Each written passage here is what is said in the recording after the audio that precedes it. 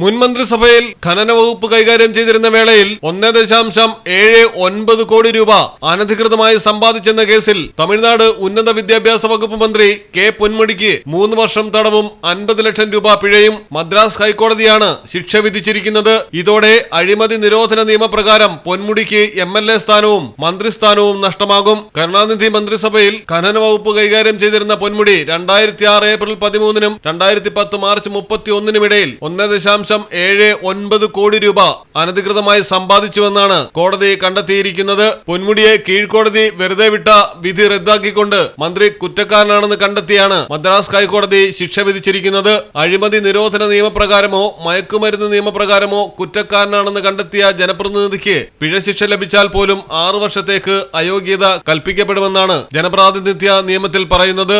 അണ്ണാ DMK വിട്ട് DMKയിൽ ചേർന്ന മന്ത്രി സെന്തിൽ ബാലാജി കള്ളപ്പണം വെളുപ്പിക്കൽ കേസിൽ വിചാരണ കാത്ത് ജയിലിൽ കഴിയവെയാണ് സ്റ്റാലിൻ മന്ത്രിസഭയിലെ മറ്റൊരു മന്ത്രിക്കെതിരെ ഈ വിധം വിധി വന്നിരിക്കുന്നത്. News desk Malayalam television.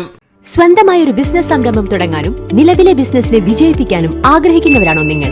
എങ്കിൽ Kens India marketing private limited നിങ്ങൾക്കൊപ്പമുണ്ട്.